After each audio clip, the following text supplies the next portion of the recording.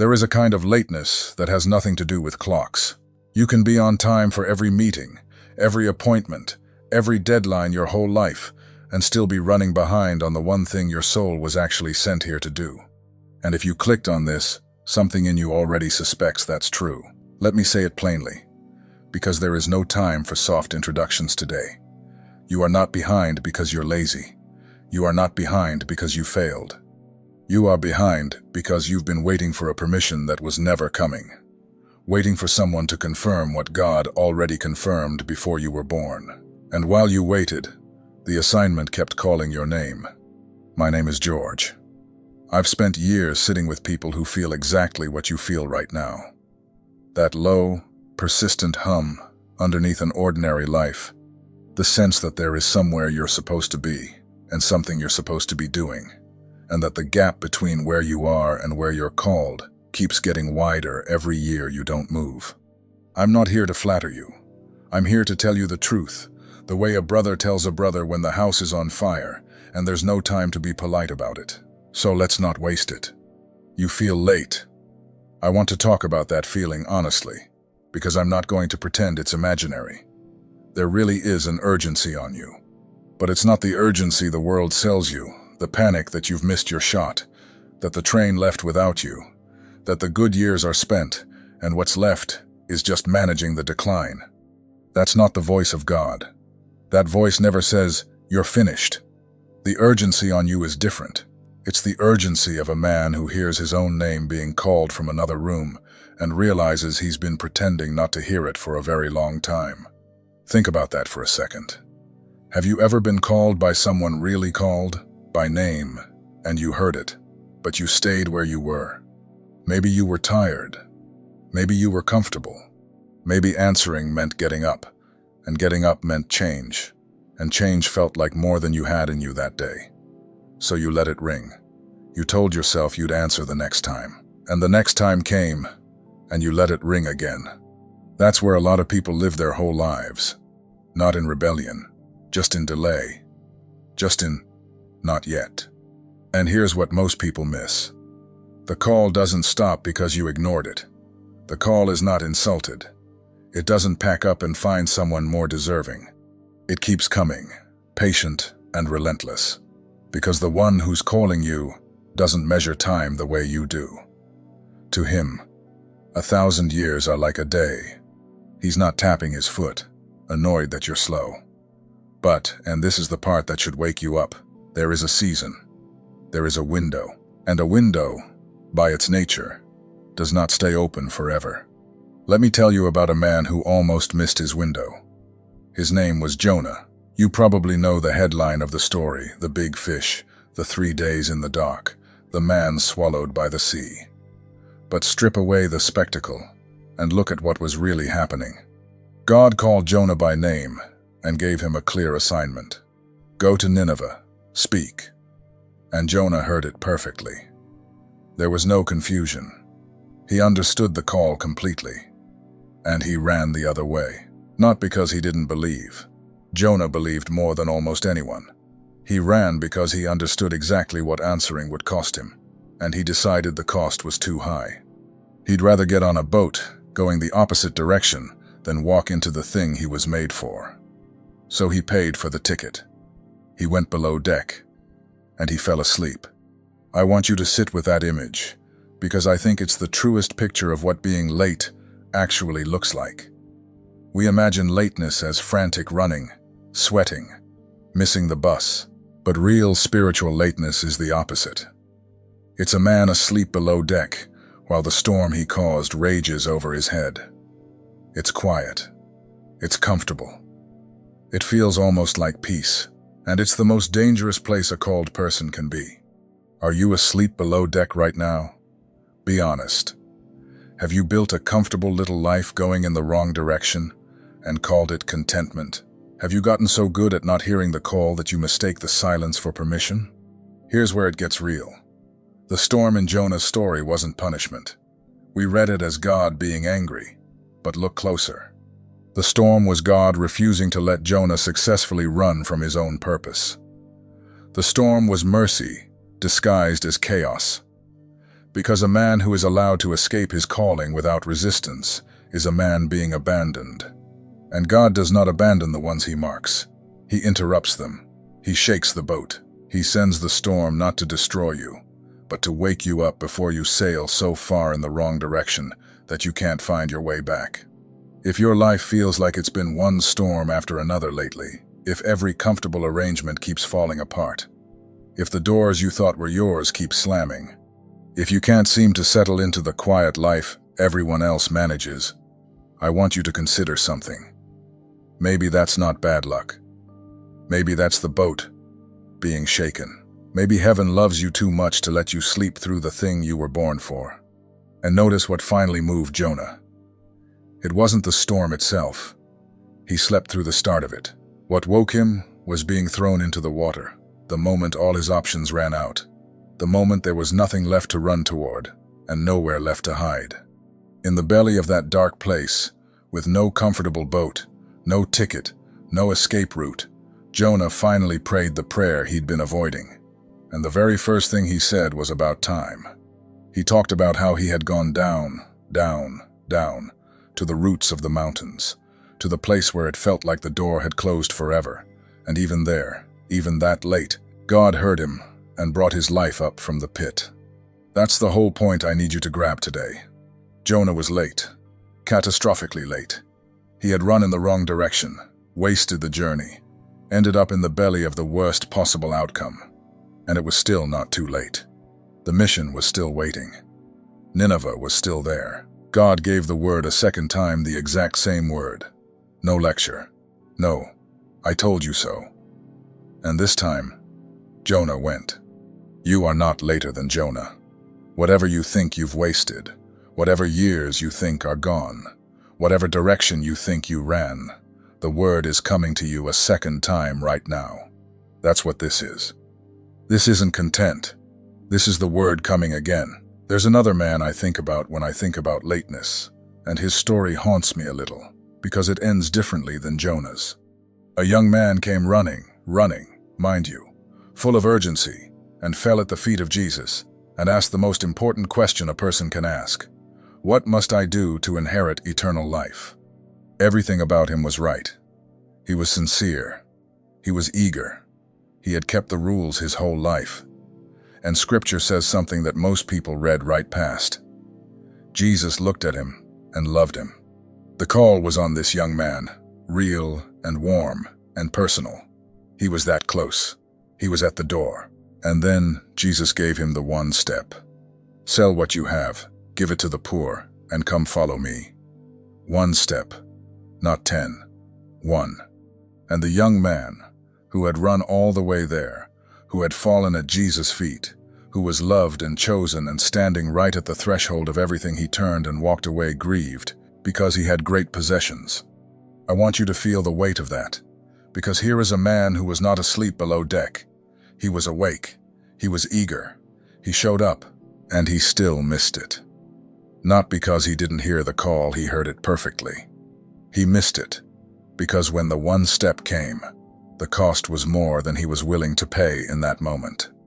He chose the comfortable thing over the called thing, and he walked away from the only one who could have given him what he was actually looking for. That's the version of lateness I'm most afraid of for you. Not that you'll never hear the call, you've clearly heard it, or you wouldn't be here, but that you'll hear it, feel the love behind it, stand right at the door and then walk away grieved, because the one step asked you to release something you were gripping too tightly. A relationship that's pulling you the wrong way. A version of comfort you've made into an idol. A fear of what people will say. A grip on a future you planned that looks nothing like the one you were made for. Don't be the young man who came running and left grieved. When the one step comes, and it will come, take it. Even if it costs you the thing you didn't think you could give up. Especially then. Now let me tell you what the New Earth mission actually is, because I don't want you chasing a fantasy. The world has filled people's heads with strange ideas about a coming New Earth escape plans, special frequencies, secret groups of the enlightened who'll be lifted out, while everyone else is left behind. I'm not going to feed you that, because it's a counterfeit of something real, and counterfeits always leave you emptier than before. Here is the real thing. Scripture ends not with believers escaping the earth, but with heaven coming down to it.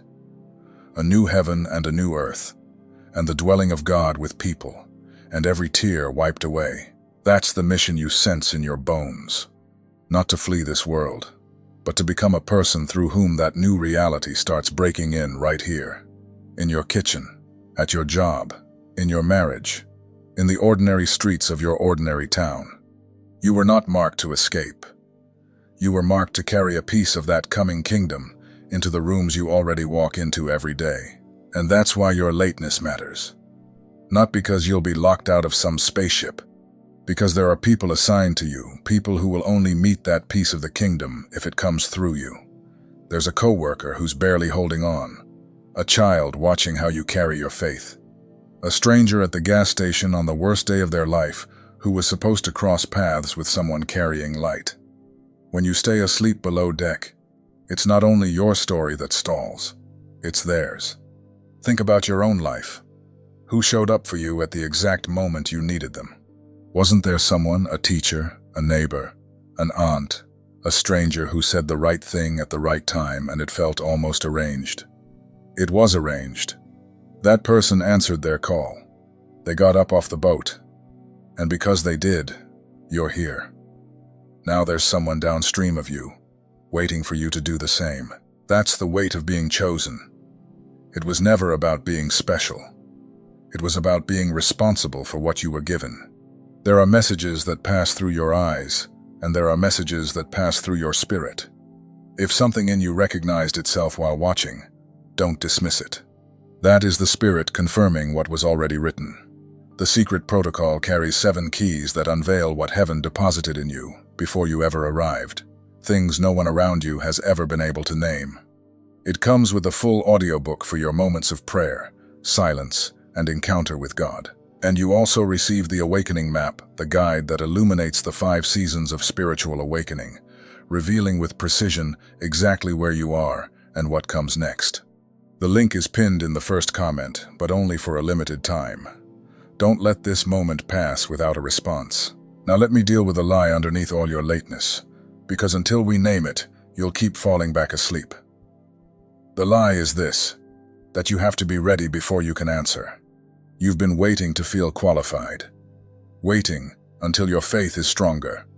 Until you've read more, prayed more, fixed the broken things, healed the old wounds, gotten your life into some presentable shape before you dare step into the assignment. And I understand why. It feels humble. It feels responsible. But it's a trap. And it's kept more called people on the sidelines than any sin ever did. Look at who God actually uses. Moses had a stutter and a murder in his past, and he argued with God for an entire chapter about why he was the wrong man. God didn't disagree with his weaknesses. God just said, "I will be with you." That was the qualification. Not Moses' readiness, God's presence. Gideon was hiding in a winepress, threshing wheat in secret, because he was afraid of his enemies, when the angel walked up and called him a mighty warrior hiding, cowering. And God addressed him not by what he was, but by what he was about to become. Gideon's first response was a list of reasons it couldn't be him. The weakest clan, the least in his family. Where were the miracles his grandparents talked about? And God's answer was the same as it was to Moses, "I will be with you."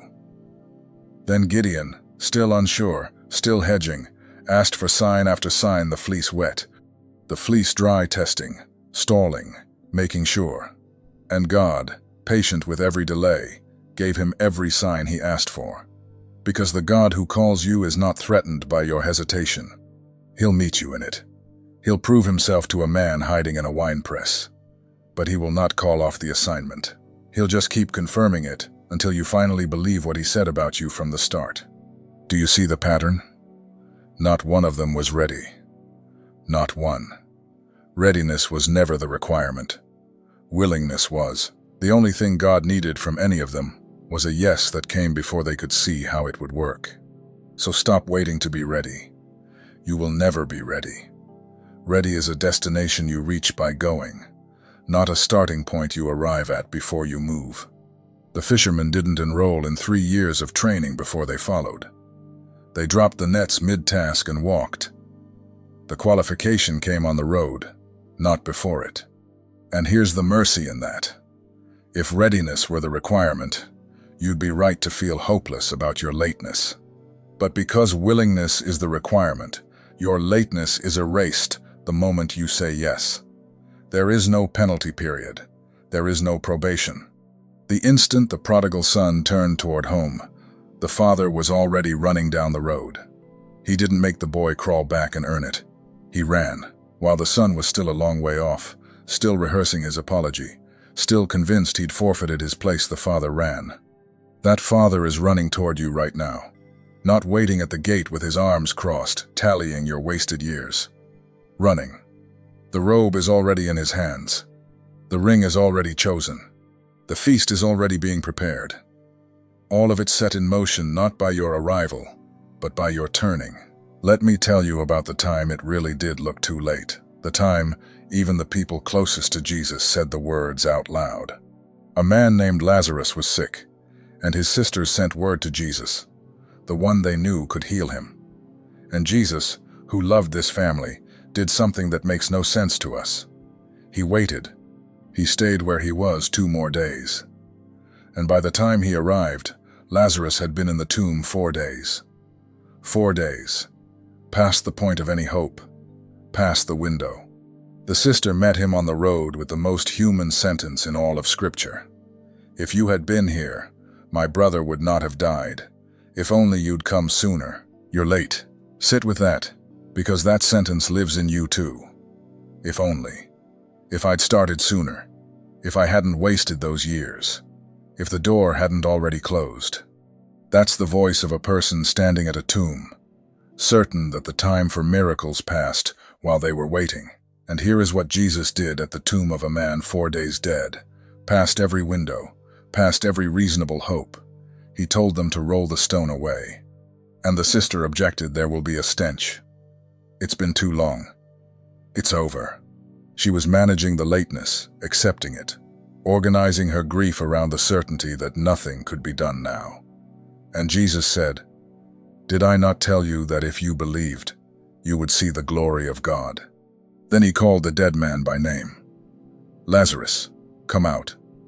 And the one who was past all hope walked out of the grave, still wrapped in his burial cloths. And Jesus said, "Unbind him and let him go." I need you to hear this, with everything in you. You think you're late. You might even think you're dead, that the calling, the dream, the assignment has been in the tomb so long it stinks, that there's no point rolling the stone away on something that finished years ago. But the God we serve specializes in the 4 days dead. He is not impressed by tombs. He is not intimidated by how long it's been.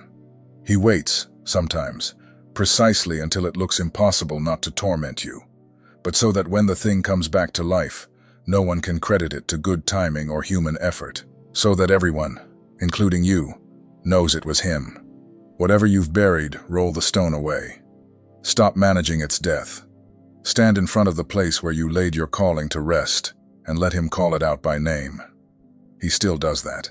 He's doing it right now, in the only language a dead thing can hear. Come out. So turn. That's the whole emergency. Not achieve. Not fix everything first. Turn. Face the direction you've been running from. Take the one step toward Nineveh that you've been avoiding. You don't have to see the whole road. You only have to take the step that's lit. Let me tell you what happens when you do, because I've watched it happen to people again and again, and it never stops moving me. The moment a person finally stops running and turns to face their call, something settles in them that no amount of comfortable delay ever provided. The storm that was shaking their boat goes quiet, not because their problems vanished, but because they stopped fighting the current that was trying to carry them home. There's a peace on the other side of obedience that you cannot manufacture on the near side of it. You can't think your way into it. You can't pray your way into it while still refusing to move. It only comes after the turn.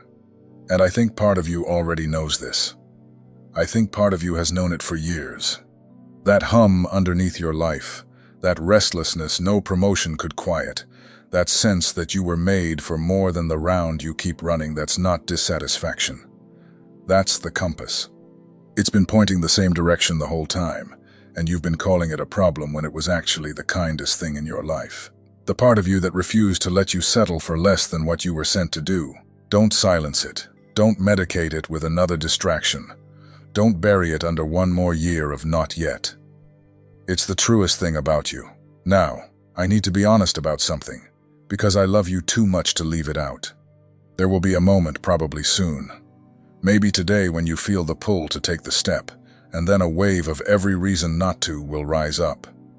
You'll suddenly remember how busy you are. You'll suddenly feel how unqualified you are. You'll suddenly think of 3 people who would judge you, 2 failures from your past, 1 good reason to wait until next month.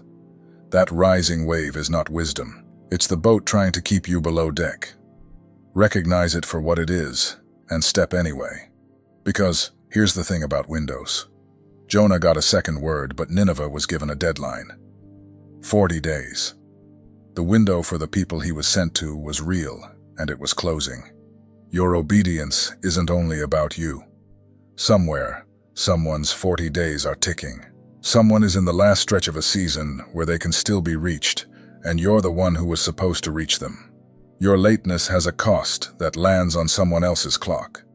I'm not saying this to crush you with guilt.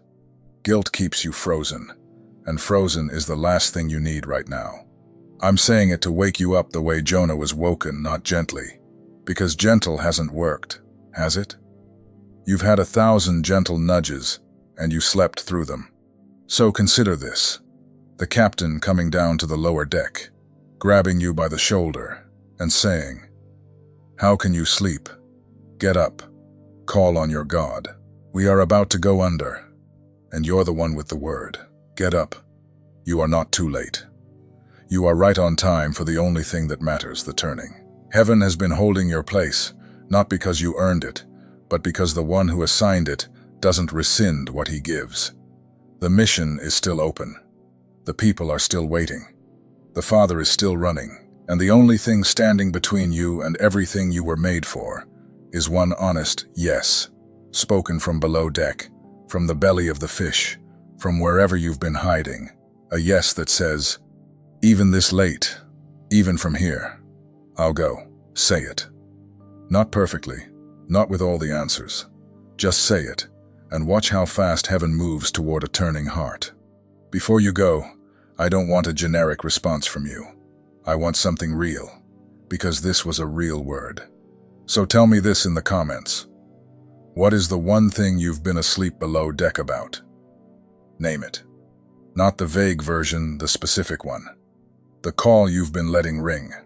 The Nineveh you've been sailing away from. The step you already know you need to take, but keep finding reasons to delay. Write it down where you and I and God can see it, because the moment you name the thing you've been running from, you've already started turning toward it, and I'll be reading. I'll be praying over every single one. Tell me your Nineveh, then go.